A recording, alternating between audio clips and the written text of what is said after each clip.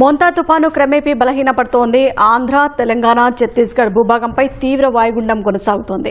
ఇక మరింత సమాచారం మా ప్రతినిధి ఆదిత్య పవన్ ప్రత్యక్ష ప్రసారం ద్వారా అందిస్తారు.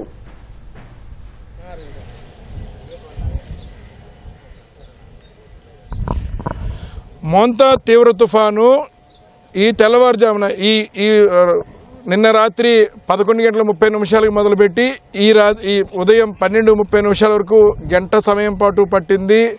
తీరం దాటింది. నరసాపురం సమీపంలో తీరం దాటినట్టుగా వాతావరణ శాఖ ఇప్పటికే స్పష్టం చేస్తోంది. అయితే మరో 24 గంటల పాటు ఈ ప్రభావం కొనసాగే అవకాశం కనిపిస్తోంది. ప్రస్తుతం తీవ్ర తుఫాను మోంతా తీవ్ర తుఫాను భూభాగం మీద తీరం దాటినప్పటికీ తీవ్ర తుఫాను నుంచి తుఫానుగా మారింది. తుఫాను నుంచి తీవ్ర వాయుగుండంగా భూభాగం మీద కొనసాగుతుంది. ఆంధ్ర, ఒరిస్సా, ఛత్తీస్గఢ్, తెలంగాణ ప్రాంతాల సమీపంలో భూభాగం మీద ఇది తీవ్ర వాయుగుండం కింద కొనసాగుతుంది. క్రమేపీ మరింత బలహీనపడి ఈ సాయంత్రానికి వాయుగుండంగాను క్రమంగా మరింత బలహీనపడి అల్పపీడనంగాను సాధారణ ద్రోణస్థితికి వస్తుంది. కానీ ఈ మొత్తం ప్రక్రియలో చాలా బలమైనటువంటి ఎదురుగాలులను ప్రస్తుతం రాష్ట్ర వ్యాప్తంగా తీర ప్రాంతం వెంబడి వస్తున్నాయి. విశాఖపట్నంలోనే 50 కిలోమీటర్ల వేగంతో బలమైనటువంటి ఎదురుగాలు వీస్తున్న పరిస్థితి ఉంది. అలాగే ఇప్పటికే భారీ వర్షాలు నమోదవుతున్నాయి. ఉత్తర కోస్తా ప్రాంతంలో చాలా చోట్ల భారీ వర్షాలు నమోదవుతున్నాయి. మరోవైపు ఒరిస్సా ప్రాంతంలో కూడా వర్షాలు నమోదవుతున్నాయి. తెలంగాణ ప్రాంతంలో కూడా వర్షాలు నమోదయ్యే పరిస్థితి కనిపిస్తోంది. అయితే గాలుల ప్రభావం ఈ సాయంత్రం వరకు కొనసాగుతుందని విశాఖపట్నం వాతావరణ కేంద్రం ఇప్పటికే సూచన చేసింది. గాలుల ప్రభావం తీవ్రత ఎక్కువగా ఉంది. తీరం వెంబడి ముఖ్యంగా ఆర్కే బీచ్ కానీ ఇతర బీచ్ పరిసర ప్రాంతాల్లో బలమైన గాలులు పరిస్థితి అయితే స్పష్టంగా కనిపిస్తుంది. ప్రస్తుతం మనం విశాఖపట్నంలోని ఫిషింగ్ హార్బర్లో ఉన్నాం. ఫిషింగ్ జెట్టీలోనూ మనం చూడొచ్చు బలమైనటువంటి గాలుల యొక్క ప్రభావం ఏ రకంగా ఉందో మనం చూడొచ్చు. ఈ విధంగా మొత్తం అంతా కూడా వేటకు వెళ్ళడానికి లేదు, వేటను నిషేధించారు. బోటు యజమానులంతా కూడా తమ తమ బోట్లని జెట్టీకి తీసుకొచ్చి సురక్షితంగా ఈ విధంగా అన్నీ కూడా కట్టి ఉంచారు. కానీ బలమైనటువంటి గాలుల ప్రభావం మోంతా తీవ్ర తుఫాను యొక్క గాలుల ప్రభావం వల్ల ఒక బోటును ఒకరిని కొట్టుకుని ఇదిగో ఈ విధంగా బోటు మునిగిపోయింది. సుమారుగా బోటు యజమానికి 20 లక్షల రూపాయలు పైగానే నష్టం వచ్చిన పరిస్థితి కనిపిస్తోంది. ప్రస్తుతం మనం ప్రత్యక్షంగా చూస్తున్నాం. ఇలా బోటులు ఢీ కొట్టుకోవడం వల్ల బోట్లు మునిగిపోయిన పరిస్థితి చాలా బాధపడే అంశం. ఒకవైపున సుమారుగా 10 రోజుల నుంచి వేటకు వెళ్ళలేని పరిస్థితి, మరోవైపు బోటు ప్రమాదం జరగడం తీవ్ర ఆవేదన వ్యక్తం చేస్తున్నారు. ప్రస్తుతం అంతా ఇక్కడ మత్స్యకార సంఘ నాయకులు ఉన్నారు, వారితో మాట్లాడదాం. ఏమంటారు, ఏం జరిగింది అక్కడ? ఈ మోంతా తుఫాను ప్రభావంతో రాత్రి 11 గంటల సమయంలో గాలి ఎక్కువగా ఉండడం వల్ల బోట్లు రాపెట్టుకొని గుద్దుకొని మరి బాటంలో కన్నం పడిపోయి బోట్ అయితే మునిగిపోయిందండి. మరి చాలా విషాదకరమైన బాధ.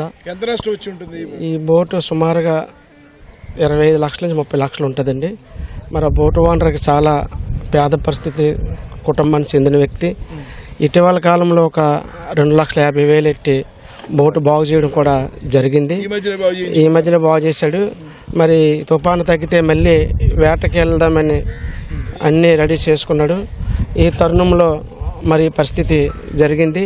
మరి ఏదేమైనప్పటికీ కూడా జేడీపీ శ్రీస్ వారు ఈ నెల 22వ తేదీ నుంచి కూడా జేడీపీ శ్రీస్ వారు అందరూ కూడా మరి బోటు వాళ్ళందరికీ అలర్ట్ చేశారు.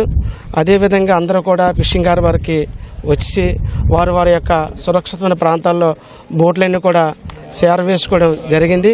ఇది ఒక దురదృష్టకరమండి. ఏదేమైనప్పుడు కూడా ఈ నష్టం జరగడం బోటు ఓనర్కి చాలా బాధాకరమైన విషయం అండి. ఇప్పటికే మరి 22వ తేదీ నుంచి అనౌన్స్మెంట్ చేసిన తర్వాత బోటు ఓనర్లు ఫిషింగ్లో ఉన్న మంచి ఫిషింగ్ ఉన్న బోట్లందరూ కూడా మరి ఫిషింగ్ హార్బర్ రప్పించి వారి యొక్క సురక్షిత ప్రాంతాల్లో పెట్టడం జరిగింది.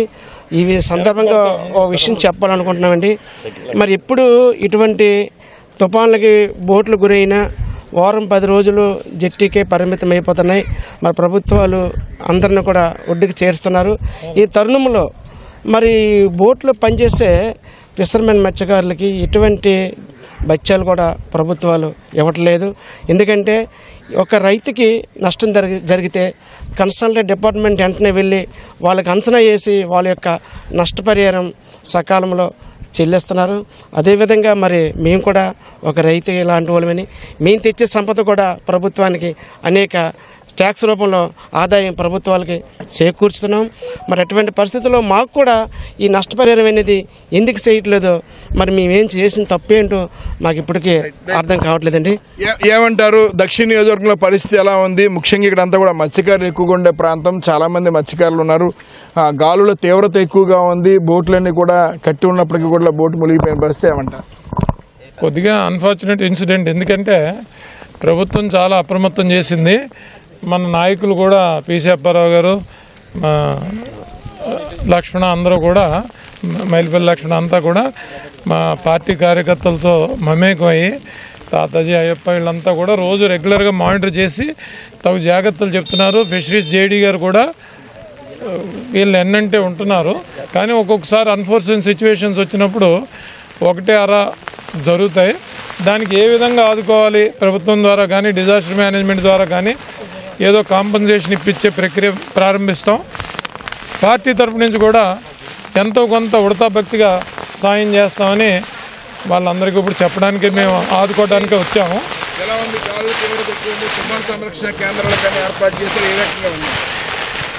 అందరినీ సేఫ్ షెల్టర్ జోన్లోకి, ఎక్కడైతే ముంపు ప్రాంతాలు ఉన్నాయో వాళ్ళందరినీ కూడా షెల్టర్ జోన్లోకి తరలించడం జరిగింది. కలెక్టర్ గారు, రెవెన్యూ యంత్రాంగం అంతా కూడా, మున్సిపాలిటీ యంత్రాంగం అంతా కూడా బ్రహ్మాండంగా పనిచేస్తుంది. కానీ ఇది ప్రకృతిని ఎవరు, ఏ కలెక్టర్ గారు కానీ నేను కానీ మీరు కానీ ఎవరు ఆపలేము. కొంతవరకు డ్యామేజ్ అయితే లేకుండా చేసుకోగలిగాము, ప్రాణ నష్టం లేకుండా చేసాం, ఎవరికి గాయాలు లేకుండా చేసాం. అక్కడ అరాకొర ఒక ఆటో ఇరిగిపోవటం కానీ, ఎలాంటి 2-3 ఇళ్ళు కూలిపోవటం కానీ, పెచ్చులు పడడం కానీ జరిగింది. బట్ ఎవరికి కూడా ప్రమాదం జరగలేదు. వాటికి డిజాస్టర్ మేనేజ్మెంట్ ద్వారా ఏం సహాయ సహకారాలు ప్రభుత్వం నుంచి చేయాలి, పార్టీ తరఫు నుంచి ఏం చేయాలనేది ఆలోచిస్తున్నాం. ఇది ప్రస్తుతం అయితే మత్స్యకారులకి అండగా నిలబడుతున్నారు. మరోవైపు ఇప్పటికే మత్స్యశాఖ చెందినటువంటి అధికారులు ఈ ప్రాంతాన్ని సందర్శించారు. నష్టపోయినటువంటి యజమాని కూడా తగినటువంటి ప్రభుత్వం తరపున న్యాయం చేయడానికి సిద్ధంగా ఉన్నట్టు చెప్తున్నారు. అయితే మనం చూడొచ్చు, మొత్తం విశాఖపట్నం ఒక్కసారిగా ఉదయం నుంచి కూడా బలమైనటువంటి గాలులునే. ప్రస్తుతం ఇప్పుడైతే గాలులతో పాటు భారీ వర్షం కూడా మొత్తం విశాఖను చుట్టుముట్టింది. చాలా భారీ వర్షం ప్రస్తుతం విశాఖలో పడుతోంది. ఇది మోంతా తీవ్ర తుఫాను ప్రభావం మరో కొద్ది గంటల పాటు, మరో 12 గంటల పాటు కొనసాగే అవకాశం ఉంది. ఉత్తర కోస్తా ప్రాంతంలో భారీ వర్షాలు పడే అవకాశం ఉందని ఇప్పటికే వాతావరణ శాఖ తగిన సూచనలు చేస్తోంది. కెమెరా పర్సన్ సురేష్తో ఆదిత్య, పవన్, విశాఖపట్నం.